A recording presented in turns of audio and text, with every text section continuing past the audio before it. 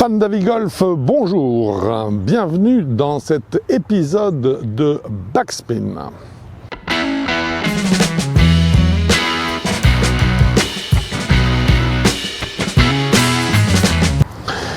Il y a quelques semaines de cela, Jon Rahm, le joueur basque numéro 13 mondial à l'heure actuelle, a déclaré qu'il jouerait en 2025 autant de tournois possibles du PGA Tour, ainsi que les tournois du DP World Tour, ceci afin d'intégrer si possible l'équipe de Ryder Cup qui jouera à Bethpage l'an prochain.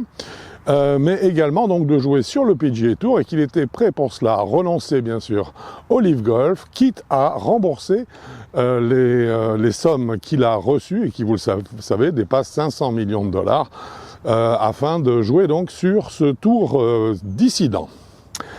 Il se trouve qu'il y a peu, c'est-à-dire il y a une dizaine de jours, Bryson DeChambeau a fait la même déclaration, sans parler, lui, de sommes remboursées ou non, mais en tout cas, il a déclaré son intention de réintégrer également le maximum d'épreuves possibles du PGA Tour pour des raisons, cette fois-ci, totalement sportives. À noter qu'à l'heure actuelle, Bryson DeChambeau est numéro 10 mondial suite à sa victoire en majeur cette année. Alors, que faut-il en penser ? Ces deux défections seraient effectivement un coup dur, un coup très dur pour le LIV Golf, qui perdrait là deux de ses meilleurs joueurs, et surtout deux de ses joueurs les plus charismatiques et les plus populaires. Est-ce que ça signifie que le LIV Golf n'a plus d'intérêt pour eux? Probablement, c'est-à-dire qu'en fait, ils n'y trouvent plus la compétition dont ils ont besoin, étant des joueurs qui sont autour de la trentaine et qui ont encore devant eux une longue carrière de golf, et certainement beaucoup de tournois majeurs, à remporter. En tout cas, c'est ce qu'ils souhaitent. Il se trouve qu'aujourd'hui, le LIV Golf reste un système très clos, qui inclut très peu de nouveaux joueurs chaque année, et il est certain que ça ne leur permet pas de s'affronter aux tout meilleurs, et notamment aux jeunes joueurs qui débarquent sur les deux gros tours historiques que sont le PGA Tour pour la zone américaine et le DP World Tour pour la zone européenne. Bien entendu, cette attitude de leur part ne s'appliquerait pas, ou cette volonté de leur part de réintégrer le tour traditionnel, ne s'appliquerait pas à des joueurs comme Dustin Johnson, donc, qui lui est arrivé à un âge plus avancé et qui a surtout déjà trusté suffisamment de victoires en majeur pour savoir qu'il a peu de chances d'en gagner d'autres. Maintenant, ce qui va être intéressant de voir, c'est quelle va être également la réaction des joueurs loyalistes, ceux qui sont restés fidèles au tour d'origine, que sont donc le PGA Tour et le DP World Tour, car ils ont vu leurs amis Rahm et DeChambeau partir contre des dizaines, voire des centaines de millions de dollars, tandis qu'eux, en restant loyalistes, n'ont pas touché le moindre centime.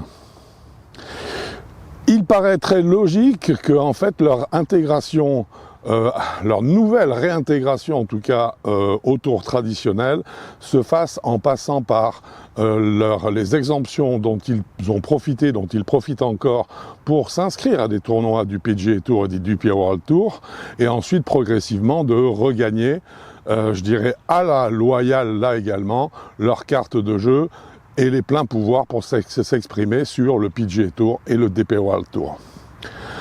Faut-il voir là une défaite du LIV Golf contre le PGA Tour? Quelque part, oui. Nous savons que le LIV Golf a 2 ans d'existence aujourd'hui. Nous savons que les pourparlers avec le PGA Tour, malgré l'énorme pression qu'ils ont mis sur le tour américain, sont toujours au point mort. Rien n'avance, sauf peut-être l'état d'esprit des joueurs qui acceptent qu'un nouveau tour, à savoir le LIV Golf, s'inscrivent dans le paysage du golf mondial, mais certainement pas à égalité avec les tours traditionnels dont nous parlons, le PGA Tour et le DP World Tour. Quel avenir pour cela? Il y a un apaisement, il est évident. Il y a une envie des meilleurs joueurs du LIV de réintégrer le circuit. La véritable question va être de savoir combien vont-ils être prêts à rembourser au LIV Golf pour réintégrer le PGA Tour, et quelle va être la bonne volonté du PGA Tour de récupérer ces brebis qui se sont momentanément égarées. Pour Greg Norman, c'est une claque, c'est une évidence.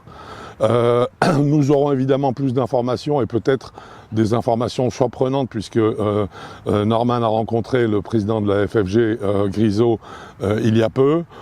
C'est une claque en tout cas parce que son tour, le Live Golf, n'a pas eu l'essor que l'on pouvait escompter ou imaginer à une certaine période. Et la plupart des joueurs ont réussi tout de même à faire fi de l'argent pour rester fidèles à leur volonté de s'inscrire dans un circuit qui réellement donne ses chances à chacun et où le niveau de compétition reste évidemment l'un des meilleurs au monde.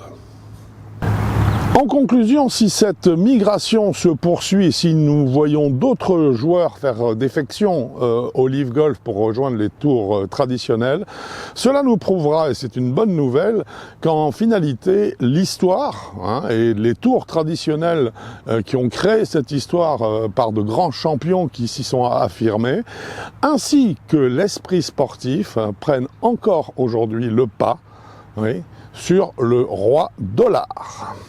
Le deuxième sujet que nous traitons aujourd'hui dans cet épisode de Backspin concerne une lettre que nous avons reçue. C'est un sujet qui est exclusif car je n'ai rien lu, en tout cas dans la presse qui en fasse état. C'est donc un courrier que nous avons reçu de St Andrews qui nous a expliqué que de nouvelles mesures étaient prises et seraient adoptées concernant le surfacing. Alors le surfacing, qu'est-ce que c'est? C'est la façon à laquelle les faces de club, on parle de matériel cette fois-ci, les faces de club sont travaillées. Et les nouvelles interdictions, en tout cas les nouvelles contraintes, qui seraient apportées justement à ce traitement de la surface de frappe. Comme vous le savez, les stries qui sont sur votre face de club, qu'on appelle également des grooves, se doivent, pour correspondre au cahier des charges de St Andrews, se doivent d'avoir des bords qui soient arrondis, et ils n'ont pas le droit d'avoir des bords perpendiculaires qui amènent une accroche de la balle plus importante et qui lui donnent donc plus de backspin, notamment avec les wedges, mais avec également tous les fers en général. Eh bien, St Andrews s'est rendu compte que le surfacing de la face de club, c'est-à-dire l'aspect proposé aux joueurs, le visuel proposé aux joueurs et la structure de la face de club que l'on voit aujourd'hui apparaître sur de nouveaux modèles notamment, a pour but soi-disant d'améliorer l'esthétique du club pour lui donner une certaine profondeur, mais ils se sont rendus compte également que les fraisages qui permettait d'avoir cette esthétique, contourner la règle, débordant sur l'arête des stries, et donc permettait une accroche de la balle supplémentaire, sans pour autant que les stries soient elles-mêmes plus aiguës. C'est-à-dire qu'en bref, ce qu'on appelle le coating, c'est-à-dire la surface que l'on met sur la face de club, celle qui va être au contact avec la balle, eh bien, donner des angles plus marqués que la strie qui se trouve dessous, et St Andrews a décidé que ça, eh bien, il fallait l'interdire. Ce qui est intéressant, c'est qu'il y a des données techniques très précises, donc on nous donne exactement le nombre de dixièmes de millimètre qui doit être respecté dans l'arrondi qui forme les stries. Mais ce qui est très intéressant aussi, c'est que pour une fois, St Andrews amène un aspect sensitif dans l'approximation d'un coating qui a priori va être accepté d'un coating qui ne va plus l'être.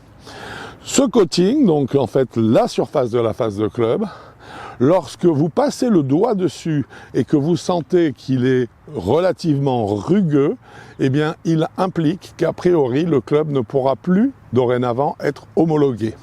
Car s'il est rugueux, ça veut dire que le fraisage de la face de club, le fraisage du coating, va créer des angles qui vont détourner, qui vont contourner la législation sur la forme des grooves.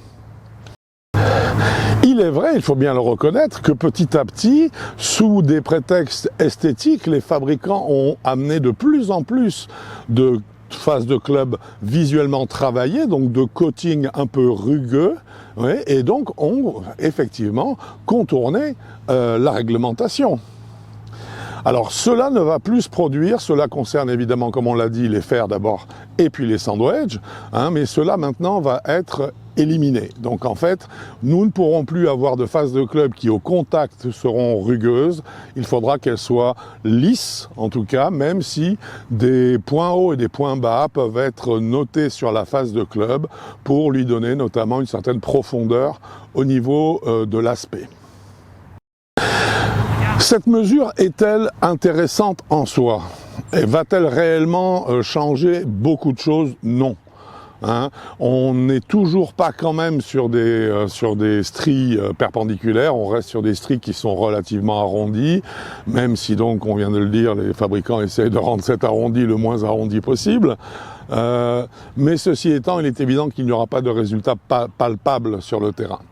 Tout ce que Saint-Andrews est en train de faire, c'est que Saint-Andrews est en train de dire « Attention, n'essayez pas de contourner nos règles, parce que nous voulons une fois de plus que le joueur soit le seul responsable de sa qualité de jeu et nous ne voulons pas qu'on donne progressivement au club des améliorations qui vont pardonner des coups qui ne le méritent pas. » Donc en soi, c'est une bonne mesure. Par contre, il est certain qu'elle sera difficilement appréciable parce que ses résultats seront infimes. Nous devons reconnaître que si Saint-Andrews ne pratiquait pas ainsi et n'était pas aussi sévère quant à des petits détails tels que celui-là, nous aurions progressivement une accumulation de ces détails concernant tous les points qui font la spécificité d'une face et d'une tête de club. Et là, nous arriverions à des dérives qui iraient, je dirais, à l'opposé, à contresens de ce que Saint-Andrews veut faire, c'est-à-dire globalement amener le joueur à profiter et à exprimer son talent davantage que de laisser son club le faire. Cet épisode de Backspin est à présent terminé.